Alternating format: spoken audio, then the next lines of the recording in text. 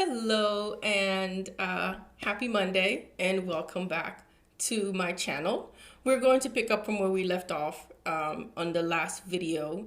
This is 12 Steps Becoming a Homeowner by Karen. It's a three-part series. We posted the first series last week. This is the second video in that series.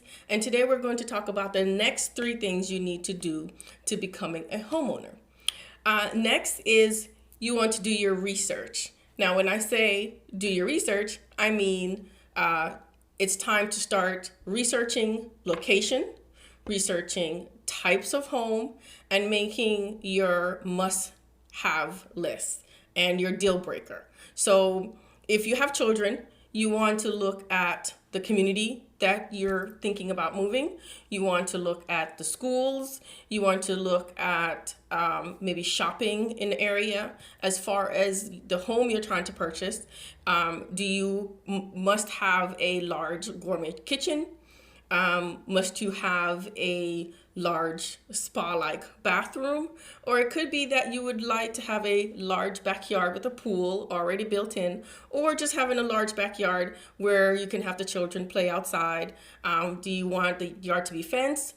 Do you want enough space to possibly install or build your own pool at a later time? So those are the things that you would need to start researching in the next step in becoming a homeowner. And you want to make sure you put this down in your notebook, your notepad, and reference back to that when it's time to start looking at properties with your realtor. The second step is taking a tour. So this will be a tour on your own. This is not a tour with your realtor because you're just not at that point as yet. You would start doing tours with your realtor when you have a pre-approval and you're ready to go.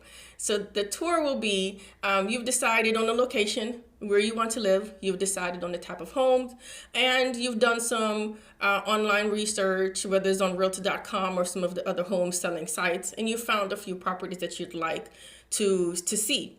You're going to tour those communities on your own. You're going to just get in your car and just drive. If you can get into the community, if you're in the South Florida area, and maybe some of the communities you're looking at are gated, so clearly you're not going to be able to get in. But if you're looking at other communities that are not gated, then yes, go ahead, drive through the community. You want to do this at different times of day, right? You want to see what it's like in the middle of the day, or you want to see what it's like at night.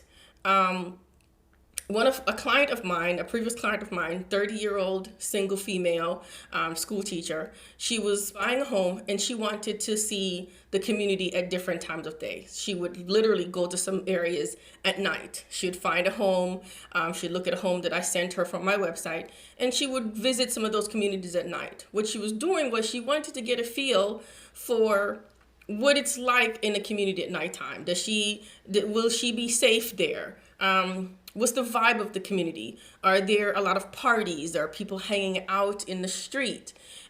She was just looking at different things. She would go in the day to see if maybe there are kids running around or people speeding through the community. She was just looking to see what was the vibe of the community, if she was going to be comfortable there. And so she did a lot of that legwork before we actually started to look at properties themselves.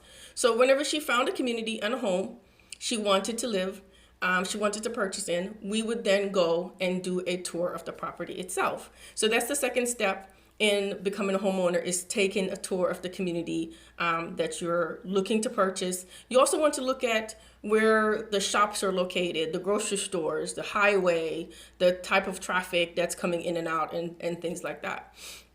The third step is budgeting for your home buying process. So you'll have some home buying, some steps that you have to pay for. And those are your inspection and your appraisal. These are two upfront closing cost expenses that you'll have.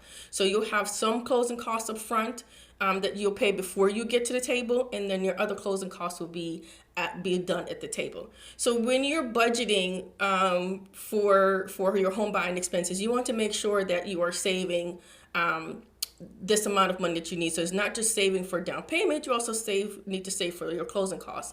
Now in the first video, we talked about budgeting, how important it is to budget. And creating a budget will help you be able to see how much you can save and how long it's going to take you to save that amount that you need.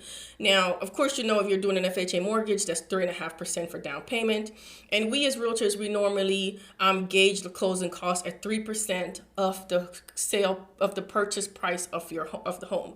So if you're looking at a $350,000 home, we're thinking 3% of that is what your closing cost would be. A lot of times it's very accurate.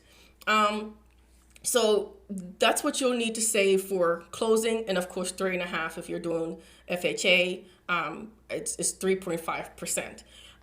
As far as maybe getting some of that funds back from the seller towards your closing costs, we can try to do that. So we can maybe write your offer in a way that we are asking the seller for some closing cost assistance at the table to help you with some of the expenses that you have incurred.